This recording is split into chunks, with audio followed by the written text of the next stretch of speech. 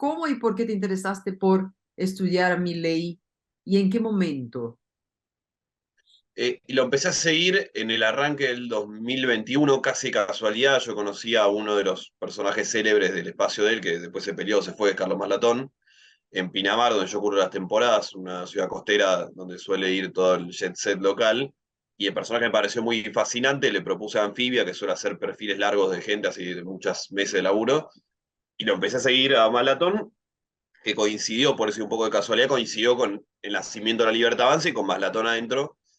Y ya del minuto uno, ahí sí me pareció muy interesante todo lo que estaba pasando, por un montón de factores, por cómo movían gente, toda esta gente tirando un tweet y los pibes iban, pero sobre todo por la composición de lo que era la gente que bancaba a Milei, ¿no? Yo veía que eran chicos jóvenes y todos trabajadores, como una gran diferencia con lo que suele ser la derecha tradicional. Y después también una cosa que me desesperaba un poco, por decirlo de alguna manera, que notaba que el grueso de, por lo menos el círculo rojo, ¿no? Periodistas, analistas y políticos, subestimaban a Milei. Me decía, yo siempre cubrí peronismo, entonces hablaba con el mundo del peronismo y me decían, ¿qué vas a hacer ahí a cubrir a estos pibes que no sacan 2 votos? Y yo veía como que había un caldo de cultivo para crecer, que por algo la nueva derecha crecía en todo el mundo, y a ese interés sumarle la figura del propio Milei, ¿no? Que más que para un libro de periodismo de investigación, pues amerita una película de ciencia ficción con los perros clonados, el brujo y la medium. Así que sí, lo mínimo que podía hacer ahí era un Claro, libro, capaz estaba más para una película. claro. El título del libro es una palabra muy asociada y hasta que él la asume, ¿no? Incluso dice, ¿no? La diferencia de un loco y un genio es el éxito, ¿no? Es una frase que él ya dijo, ¿no? Y aparece en Sí, todo. eso fue después de que salió el libro, que le empezaron a preguntar por el libro y esa fue como, digamos, la frase que se le ocurrió para zafar, Ok, pero la palabra, que lo vamos a comprobar hoy. claro, claro. Exacto. Pero esta manera de llamar, este apodo, existe desde que él era niño en su vida. Claro, de varias maneras. Primero, el padre que le decía que era un loco y el padre que le ejerció una violencia muy terrible y hizo de su vida un infierno de varias maneras. Una era golpeándolo. Le decía que estaba loco y que por eso lo tenía que golpear, una lógica de un padre violento y abusivo, como de querer enderezar al hijo mediante la violencia. En el colegio también le pusieron el loco, le hizo primaria y secundaria en Villa Devoto, en el Colegio Cardenal Copelo, y ahí le hacían bullying, y bueno, el loco era parte de ese personaje solitario, medio extraño, medio violento también.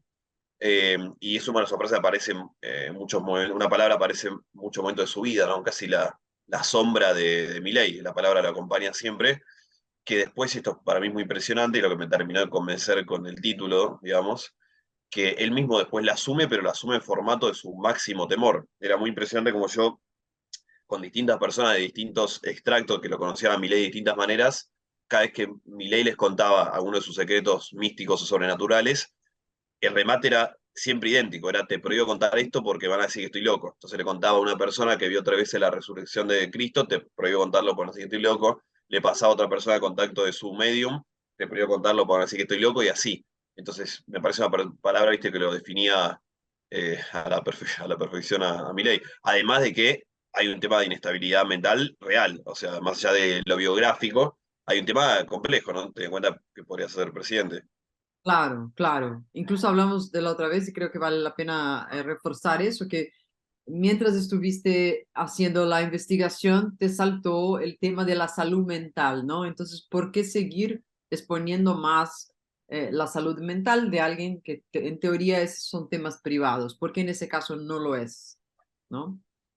Y Milei viene a sumar ahí como un capítulo más a este histórico debate en el periodismo, que es hasta dónde el periodismo periodista se puede meter en la vida privada de las personas y hasta dónde la vida privada de los políticos, candidatos, funcionarios explican parte de su vida pública. Bueno, en el caso de Milei, ese debate parece quedarse al lado porque hay una línea directa entre la soledad, que es el gran rasgo de la vida de Milei, con la relación que genera con el perro, que él se convence y dice literalmente mi hijo, Sic, lo cito textual, cuando el perro muere en este duelo de padre con un hijo, él entra en este terreno místico que directamente lo lleva, después de varias situaciones, un par de años, y algunos achaques más a su inestabilidad mental, lo llevan a convencerse que puede ver y hablar con Dios y que Dios le contesta. Y que Dios, de hecho, le dice que se tiene que meter en política. Entonces era muy difícil reconstruir, digamos, ese hilo sin pasar por todos estos temas tan delicados. Claro, claro. Y el tema de Conan eh, empieza a ser místico cuando él descubre su enfermedad, ¿es así? Ahí él empieza a pensar, ¿qué voy a hacer en mi universo sin Conan? ¿No? Empieza a construir una manera de que el perro siga presente.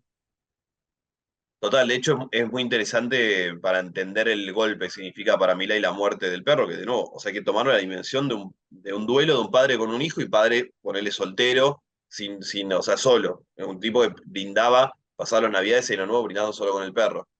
Entonces yo hablaba con el brujo Gustavo, que ahora ya salió a hablar y lo contó él mismo, que al principio Milei rechazaba no sé cómo llamarlo, esta ciencia alternativa, y pegó onda con este Gustavo, porque era un narcocapitalista también como él, y cuando Gustavo le venía a decir que él iba a proteger al animal, que lo comunicaba con el animal, él durante muchos meses no lo aceptaba, y eso me parece da la pauta eh, de cómo se fue deteriorando también la salud mental de Milei, cómo le impactó la muerte del perro, porque hay momentos donde él pasa de no acepto esto, bueno, vamos con esto, y bueno, ya no sé si resignación o desesperación o lo que sea, que después se va profundizando, pues llega Celia Melamed, la medium, que ya directamente lo empieza a comunicar con el más allá al perro, y al año siguiente le empieza a ver a muertos, se aparece Ayn Rand en una librería y empieza a tener diálogo, y después le aparece Dios, o sea, hay también una cosa paulatina como se va deteriorando. La pandemia tiene mucho que ver, ¿no? Como nos pasó a muchos, también la pandemia en el encierro lo termina de descolocar, digamos.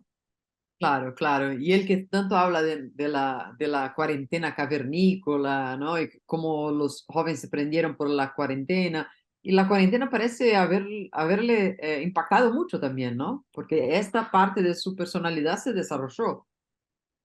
Sí, sí, pasa que también es un año muy especial y muy malo para Milei el 2020, porque además de la pandemia y todo eso significa, se muere su psicólogo por COVID y él ahí pierde esta gran contención a tierra que tenía, deja de hacer terapia y se pelea con su único amigo, Diego Giacomini, más la pandemia. De hecho, está tan mal que Karina se lo lleva a vivir, la hermana se lo lleva a vivir con los padres, que también debe haber sido todo un tema para Milei, que igual ahí se recompone la relación con los padres, pero debe haber sido también todo un proceso Wow. psicológico complejo ir a vivir a la casa de los que te torturaron y te golpearon toda la vida, más la pandemia, más la pelea con un amigo, más dejar de hacer terapia, entonces queda un cóctel. Mm, Y además el año que decide meterse en política, ¿no? Como un cóctel, una tormenta perfecta se cocinaba ahí. claro, claro. ¿Cómo definirías la relación de Milei con sus papás, con su papá y su mamá hoy? Si es que No, hay. y hoy se llevan bien, hoy se llevan bien. Sigue siendo, tiene sus particularidades, ¿no? Por ejemplo, otra vez Milei decía que no habían felicitado las PASO, creo, y después el padre medio que sabía mentirlo, decir, sí, lo saludé, pero no habrá visto el celular. O sea, se llevan bien en lo que pueden llevarse bien todas estas personalidades muy especiales y muy complejas, ¿no? Empezando de nuevo por el padre, que no solo lo golpeó durante décadas, que sino después se propuso hacerle de su vida un infierno. Ahora rebotó mucho en el debate lo del Banco Central y la pasantía de Milei. Bueno, yo en el libro lo cuento eso, pues lo contó el propio Milei varias veces, eh, que Milei termina haciendo, digo, para que veas que no es solo una tortura física, sino también una psicológica. El padre, el último año de la universidad de Milei, le deja de pagar adrede para que no se reciba, y ahí Milei sale a hacer la pasantía para terminar pagar los estudios. O sea, era una forma de tortura, digamos, muy elaborada y muy enroscada la del padre. En Mm, ese contexto, hoy parece lo más armonioso que puede ser la claro. relación de los Milei. Claro, claro. Ya, por cerrar, ¿tú crees que vos decís en el libro, ¿no? Que mientras ibas estudiándolo, ibas también humanizándolo, ¿no? Tipo, te fue causando empatía todo lo que sufrió Milei, ¿no? ¿Eso te parece que tiene impacto en el candidato hoy? Lo que él sufrió y sus acciones, sus reacciones. Por ejemplo, este episodio con Massa, ¿no? De la pasantía, que él, como pasaron cosas, no quiso explicar bien, parecía un niño, ¿no? Un Mm. niño recibiendo bullying, ¿no? Eh, Y yo creo que es parte central de su personalidad política. Es una persona rota que conecta con gente rota, una persona enojada que conecta con gente enojada. Eh, Esta vida tan jodida de Milei constituye un órgano, un elemento central de su costado político, que es que él se lo ve muy genuino. Él tiene una honestidad brutal con la que dice salvajadas que nadie, ningún político jamás se animó a decir, como vender órganos o niños, que es parte central de por qué conecta, ¿viste? A él, los políticos mienten, Milei dice lo que piensa, aunque sea una barbaridad, pero no miente. Y toda esa personalidad de él tan genuina tiene que ver con su vida tan compleja. Esta cosa, el tipo le hicieron bullying toda la vida que conecta con la gente que siente que le hace bullying la política. Hay un montón de cosas ahí, pero es parte central de su personaje, de su histrionismo, su violencia verbal, sus gritos, tiene que ver con esa vida tan compleja. Si no fuera ese Milei, yo creo que no hubiera tenido tanto éxito. Claro, claro. ¿Y tú crees que, porque él dijo que sus perros ahora, los clonados o los hijos de Conan, están en una guardería, ¿no? Eh, lo que me causó un poco de rareza porque pensé, están conectados, pero están, en ese momento no están conviviendo con él, ¿no? Eh, ¿Cómo será eso en Olivos? ¿Va a haber un lugar, Qué pesado. cómo me imaginas? ¿Cómo lo imaginas? ¿Va a haber un lugar especial para los perros? ¿Van a ser una especie de oráculo? ¿Va a estar Qué miedo. Qué la... miedo, no, no lo había pensado. No, lugar tiene, lo que tiene es que son medio violentos estos perros. Sí, De hecho, al propio Milei lo atacaron y Milei una vez terminó en el hospital. Son perros gigantes y son perros que no están muy acostumbrados a socializar, ¿no? Milei los tuvo del 2018 al 2020 encerrados en un departamento de 100 metros cuadrados, perro que mide como un caballo. Están solos todo el día, aparte. Bueno, Milei mismo cuenta cómo se desacostumbraron a socializar y son medio violentos. Así que no sé qué puede pasar. Ya lo veremos. ajá, ajá. Y hay uno de ellos que se llama Conan, que medio que encarnó a Conan. El Conan 2. Ese es el gran misterio gran. La pregunta del millón es ¿dónde está Conan 2? Hay Ah, muchas teorías dando vueltas. Pues nunca se lo vio a Conan 2. ok, pero son 5 Porque él, clones y con él estarían a él 4. le llegan 6, o sea, Conan muere en el 17, en el principio de 18 llegan 6 clones, uno muere al año, el angelito lo llama Milei, que es como se llama acá en Argentina a los bebés que mueren chicos, y te quedan 5. Milei ha mostrado los 4 clones, que lo llaman los nietos, varias veces. Una vez lo llevó a la televisión, otra a la producción de fotos, etcétera.